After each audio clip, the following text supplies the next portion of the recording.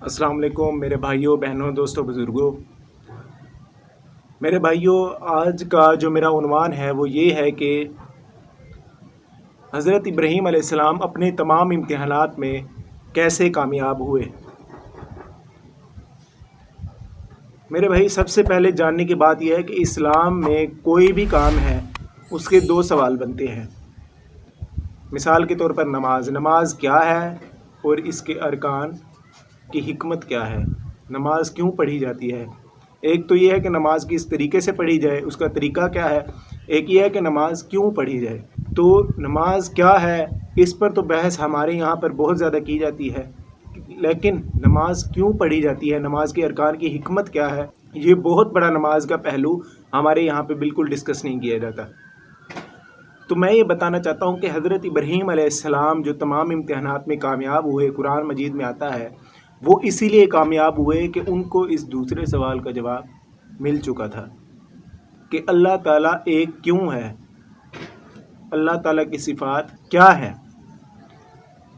اسی لیے قرآن مجید میں آتا ہے کہ انہوں نے خدا کے لیے سوالات اٹھائے کہ بھئی میں اس خدا کو کیوں مانوں، اس خدا میں یہ چیزیں کیوں ہیں، اس خدا میں یہ خامیاں کیوں ہیں۔ یعنی کہ یہ سوالات کہ ہم اس خدا کو کیوں مانیں، کہ یہ کام کیوں کریں، یہ کیوں کا سوال سیدنا ابراہیم علیہ السلام کی شریعت میں اٹھانے والا اہم سوال ہے۔ اسی وجہ سے ابراہیم علیہ السلام کو کیا کہا گیا کہ یہ پوری ایک قوم کے برابر ہیں۔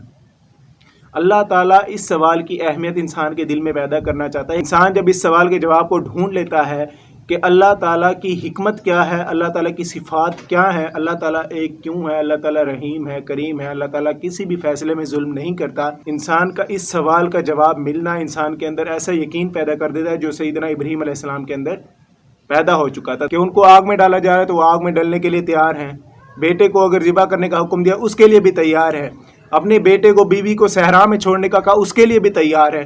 یہ صرف اور صرف قربانیوں میں کامیابی کی صرف ایک ہی وجہ ہے کہ ابراہیم علیہ السلام نے اپنے خدا کا تصور پا لیا تھا کہ اللہ تعالیٰ کے کاموں میں، اللہ تعالیٰ کی صفات میں وجہ کیا ہے، اللہ تعالیٰ کے کاموں کی حکمت کیا ہے، اللہ تعالیٰ اپنے بندوں کے ساتھ کس طرح رابطے میں رہتا ہے، کہ انسان کا اور اللہ کا رشتہ کیا ہے، کہ اللہ تعالیٰ کی طرف سے کوئی بھی فعل آتا ہے اس میں حکمت ہوتی ہے، آزمائش ہوتی ہے، اللہ تعالیٰ امتحان میں ڈالتا ہے اپنے قریب کرنے کے لیے۔ اسی لیے ابراہیم علیہ السلام کو جب اللہ تعالیٰ کا تعارف اس قدر خالصتاً ہو گیا تو ابراہیم علیہ السلام خاص اللہ کے ہو کر رہ گئے۔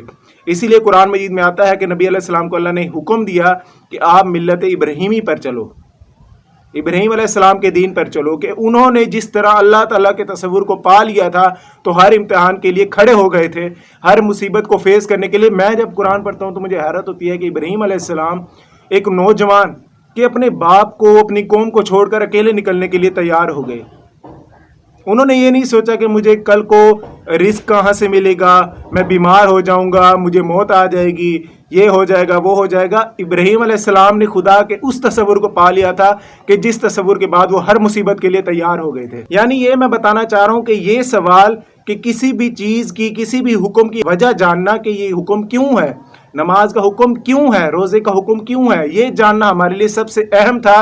اور اسی سوالوں کے جواب ہم نہیں ڈھونڈ رہے، اسی سوالوں کے جواب پر ڈسکشن نہیں ہو رہی، دوسرے سوالات پہ کی جا رہی ہے کہ نماز کس طرح پڑھی جائے، ہاتھ اٹھانے ہیں نہیں اٹھانے۔ ان چیزوں سے انسان کے اندر تقویٰ پیدا نہیں ہوتا۔ اصل چیز یہ ہے کہ ان نمازوں کی، ان احکامات کی، ان عبادات کی وجہ جانی جائے کہ اللہ تعالیٰ نے یہ حکم کیوں دیے ہیں۔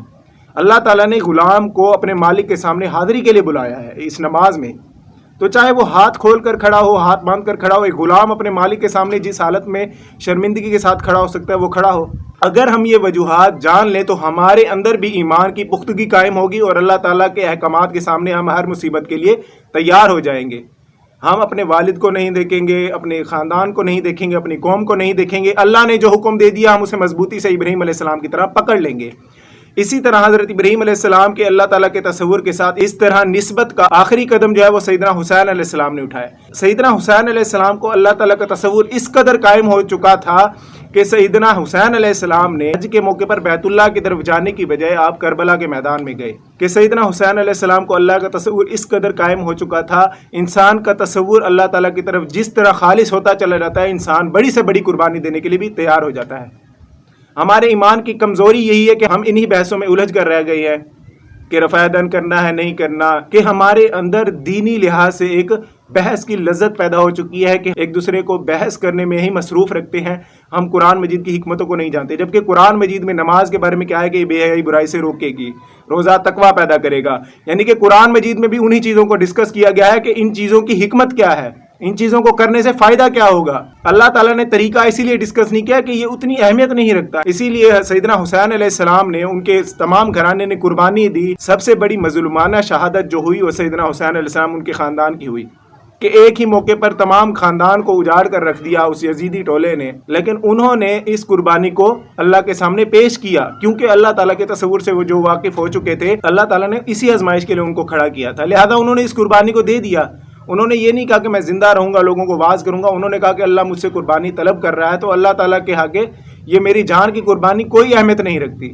اسی لیے آپ بھائیوں سے درخواست ہے کہ قرآن مجید کی آیات کو آپ سمجھ کر پڑھیں. قرآن مجید کی اگلی آیت پچھلی آیت سے کس طرح ربط کرتی ہے، اس میں کیا احکامات دیے جا رہے ہیں، کس طرح ہمارے لیے وہ نصیحت ہے، ان پر ہم توجہ دیں. نہ کہ یہ کہ شہنشاہ مصر کی بیوی کا نام زلیخا تھا یا نہیں تھا، کیا اس کی شادی یوسف علیہ السلام سے ہوئی تھی یا نہیں ہوئی تھی. ان بحثوں میں الجھ گئے تو ہمارے ہاں ایمان کی پختگی نہیں، ایمان کی کمزوری اور کمزوری ہوتی چلی جائے گی. تو اللہ تعالیٰ سے دعا ہے کہ اللہ تعالیٰ میرے اس پیغام کو آپ کو سمجھنے کی توفیق دے، لوگوں تک پھیلانے کی توفیق دے، اور آپ ہمارے لیے بھی دعا کریں. ہم آپ کے لیے دعا کرتے ہیں. تمام امت مسلمہ کو اللہ تعالیٰ ایک کرے. آمین. جزاک اللہ.